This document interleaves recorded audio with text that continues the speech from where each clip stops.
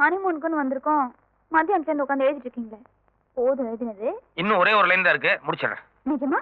நிஜமா தான்.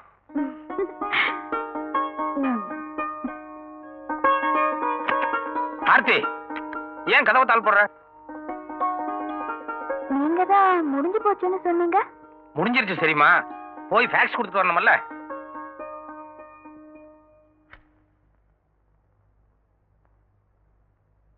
இது பாரு, நான் வெறும் ஃபேக்ஸ் மட்டும் கொடுக்க போல, 2 in 1.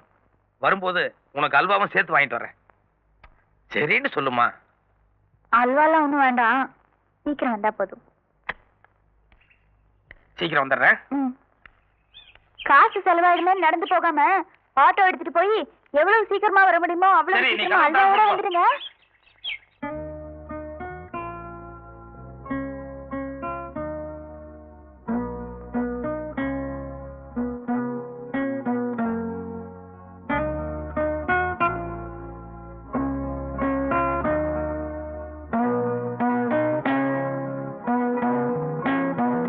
நீலகிரி மாவட்டம் படுகூர் பகுதியில் புதிதாக கட்டப்பட்டுள்ள பள்ளிக்கூடம் இடிந்து விழுந்ததில் நூற்றுக்கணக்கான குழந்தைகளும் ஆசிரியர்களும் இறந்தார்கள். இடிபாடுகளுக்கிடையே சிக்கியவர்களை மீட்கும் பணியில் காவல்துறையினரும் தீயணைப்பு படை துறையினரும் ஈடுபட்டுள்ளனர்.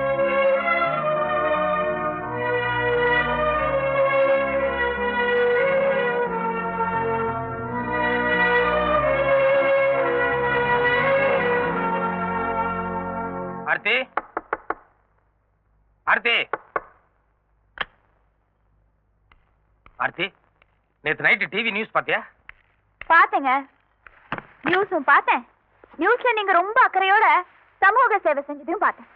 பாவம், பெத்தவங்க எல்லாம் கதறி எழுத பார்க்கும்போது மனசுக்கு அவ்வளவு கஷ்டமா இருந்தது. நல்ல காரியத்துக்கு போனீங்க, நான் வேண்டாம்னு சொல்லல. ஆனா வெளியூர் லாட்ஜில வைஃப் தனியா உட்கார்ந்துட்டு இருப்பாளே, அவளுக்கு ஒரு வார்த்தை போன் பண்ணி சொல்லணும்னு உங்களுக்கு தோணலையா? 2 தடவை ட்ரை பண்ணமா, 2 தடவை நீ மெட்ராஸ் டங்கல் பேசிட்டு தான் சொன்னாங்க. அதான் டிஸ்டர்ப் பண்ண வேணாம்னு சொல்லி விட்டுட்டேன். என்ன பண்ணிட்டு இருக்கீங்க? நீயும் வந்து உன் துணிமணி எல்லாம் மடிச்சு பெட்டியில வையே. நம்ம 2 பேரும் உடனே மெட்ராஸ் போறோம். துணியெல்லாம் மடிச்சு வைக்க சொன்னேன். என்னங்க நம்ம ஹனிமூனுக்கா புறப்பட்டு இருக்கலாமா? அதை விட முக்கியமான வேலை இருக்கு. டிக்கெட் எல்லாம் கூட போட்டாச்சு, சீக்கிரம்.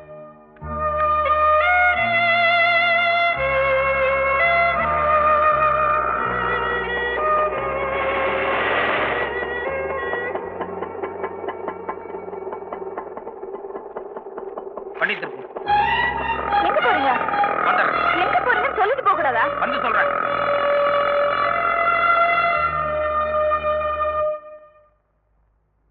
வணக்கம் சார். வணக்கம் சார், ஒரு பில்டிங் டேமேஜ் ஆகி விழுந்துருச்சு. இதெல்லாம் அங்கிருந்து எடுத்து வந்தேன். அந்த கட்டடம் கரெக்டா கட்டினதானு கொஞ்சம் சந்தேகமா இருக்கு. செக் பண்ணி சொல்ல முடியுங்களா?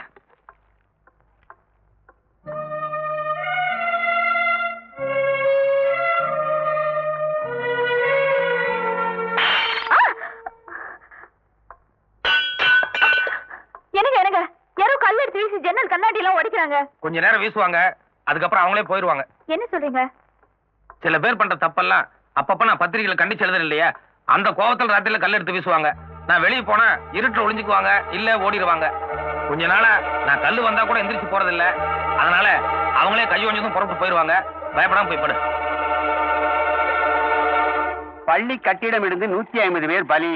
கலப்பட சிமெண்டே காரணம். மந்திரி மீது ஞானப்பணம் வழக்கு. ரொம்ப நாளா சொல்லிக்கிட்டு இருக்கேன், இந்த ஞானப்பணம் ஆசிரியர் ஒரு சுழி கொடுத்துருங்கன்னு. கேட்டீங்களா? இப்ப பாத்தீங்களா, உங்க மேலே கேஸ் போட்டிருக்கான். பள்ளிக்கூடம் இடிஞ்சதுக்கு காரணம் நீங்க தான். இந்த கான்ட்ராக்டர் வேற யாரும் இல்ல, உங்களோட பினாமிதான்னு நடந்தது நடந்தபடி அப்படியே பேப்பர்ல எழுதிட்டான். யாருன்னு தெரியலமா, ஆசிரியரோட மனைவி இருக்காங்களான்னு கேட்டாங்க. Hello, Aarthi here. ஏமா, நீ புதுசா கல்யாணமானவ, கொஞ்ச நாளைக்காவது கலர் புடவை கட்டினாதான் பாக்குறதுக்கு நல்லா இருக்கும். ஆனா உன் புருஷன் எழுதுறதெல்லாம் பார்த்தா கூடி சீக்கிரமே நீ வெள்ளப்புடவை கட்ட வேண்டியிருக்கும் போல் இருக்க. உன் புருஷனை பொது சேவையெல்லாம் கொஞ்சம் குறைச்சிக்க சொல்லிட்டு புது பொண்டாட்டிய சந்தோஷப்படுத்துற வேலையை மட்டும் பார்க்க சொல்லு.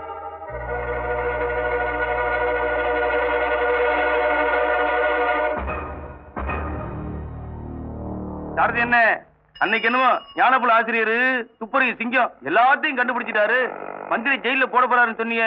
செய்தியை படிக்கிறேன் கேளு. பள்ளி கட்டிடம் இடிந்து 150 பேர் பலி. திடீர் நிலச்சரிவே காரணம். மந்திரி மீது ஞானப்பழ வழக்கு தள்ளுபடி. நிபுணர்கள் கருத்து ஏற்பு, நீதிபதி தீர்ப்பு. அது எப்படிப்பா? கலப்பட சிமெண்ட் தான் காரணம்னு ஞானசுரேன் நிரூபிச்சிருக்காரு. அதெல்லாம் விளம்பரத்துக்கான ஸ்டண்ட். அது மட்டும் இல்ல, அந்த ஆளு கொஞ்சம் கிராக்கு.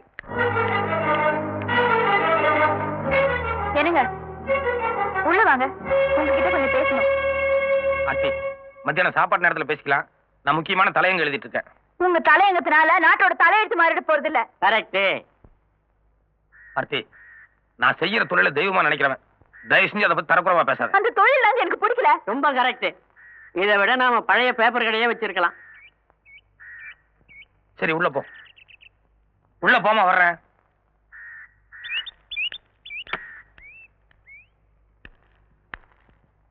ஏன் ஆர்த்தி, என்ன ஆயிடுச்சுன்னு இவ்வளவு கோவப்படுற?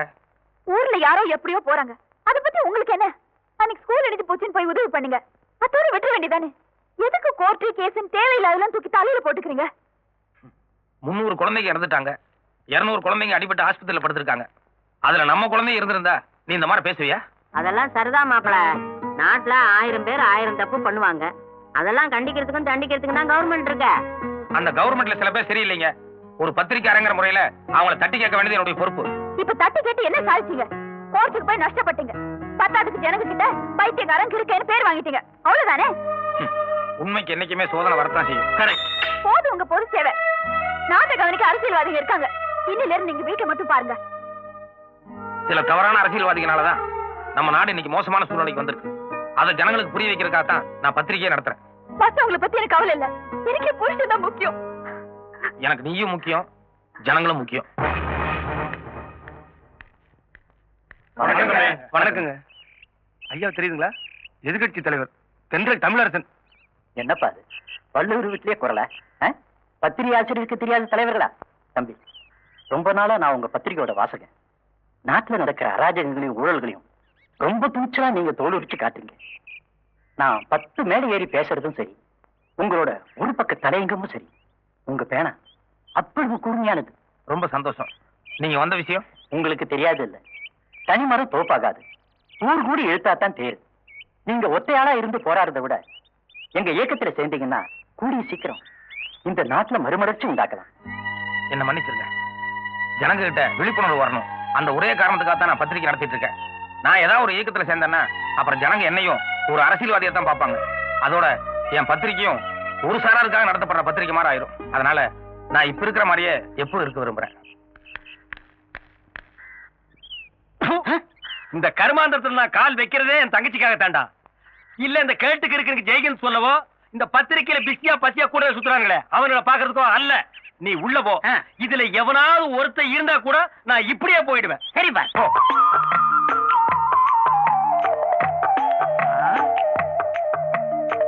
நல்ல வேலை யாரும் இல்ல.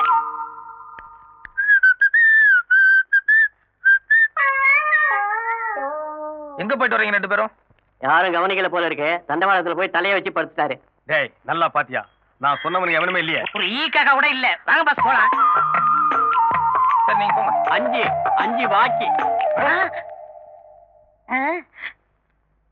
பஸ் என் கண்ணையே என்னால நம்ப முடியலையே. அத புடிங்க வெளியேறிடா. வாங்க உட்காரு. அடே டே டே வாங்க வாங்க வாங்க வாங்க வாங்க. உட்காருங்க உட்காருங்க. ஜாயிப்பா காந்தி மாதிரியே சட்டை இல்லாம இருக்காரு. நல்லா கால் மேல கால் போட்டு உட்காரு. உட்காரு. தாத்தா ஒரு சின்ன வேலை இருக்கு, உள்ள வாங்க. ஏண்டா சட்டை போடலன்னா நீ காந்தியா? அவர் தாங்க சொன்னாரு. அவன் கிறுக்க சொல்லுவா. நீ எப்படி சேர்ந்து உட்காரலாம்? உட்காரட்டு, அவர் அடிப்பாரு. இப்ப நான் அடிப்பேன். இங்க பாருங்க, முனியாடி சாவம் 1-10. சரி போடா. பாஸ் போடா. அம்மா வணக்கம். வாங்கண்ணே, இப்பதான் வரீங்களா? வணக்கம் ஐயா.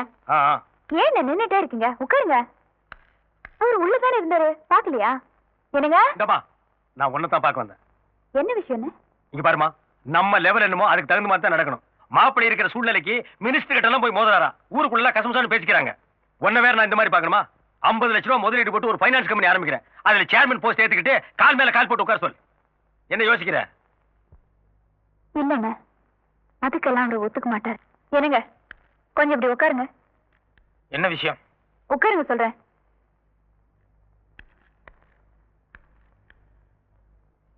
அண்ணன் உங்ககிட்ட ஏதோ முக்கியமான விஷயம் பேசணுன்றாரு.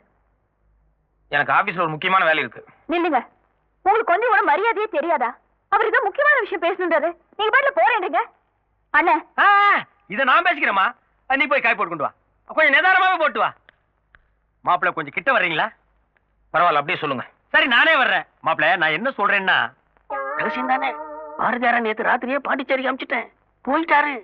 தாத்தா, பாரதியார் நம்ம ஆபீஸ்ல தான் இருக்காரு, போய் பார்த்துட்டு வாங்க. பாரதி புரட்சி புயலே.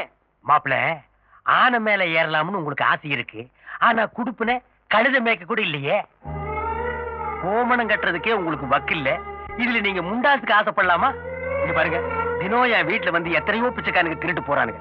நீங்களும் வீட்டோட வந்து உட்கார்ந்து 3 வேளை கொட்டிங்க. கொட்டிக்கீங்க. இத பாருங்க, என் பொறுமைக்கு ஒரு எல்லை இருக்கு. இனிமே எந்த காரணம் கொண்டு என் வீட்டு பக்கம் வர வேண்டாம். தயவு செஞ்சு வெளியே போங்க. உட்காருங்கண்ணே. எதுக்கு அவர் வெளியே போக சொல்றீங்க? உங்க அண்ணன் என்ன சொன்னாரு தெரியுமா? என்ன சொல்லிட்டாரு? நீங்க கஷ்டத்துல இருக்கீங்க, உங்களுக்காக ஒரு ஃபைனான்ஸ் கம்பெனி ஏற்பாடு பண்றேன், அதுல சேர்மன் போஸ்ட்ல உட்காருங்கன்னு சொன்னாரு. இது என்ன தப்பா? அதேதான். ஆர்த்தி, உங்க அண்ணனை பத்தி உனக்கு தெரியாது. இல்ல, இது நாள் வரைக்கும் உங்களை பத்தி தான் எனக்கு தெரியாம இருந்துச்சு. இப்பதான் உங்களை பத்தி எனக்கு கொஞ்சம் கொஞ்சமா புரிய ஆரம்பிச்சு. அம்மா விடுமா, கல்லுனாலும் கணவன், புல்லுனாலும் புருஷன், நீதான் அட்ஜஸ்ட் பண்ணிக்கணும். மாப்பிள்ள, என் தங்கச்சி கண்கலங்காம பாத்துக்குங்க. ஆர்த்தி, உங்க அண்ணன் நீ நினைக்கிற மாதிரி இல்ல. போதுங்க, நீங்க அண்ணனுக்கு கொடுத்த மரியாதை.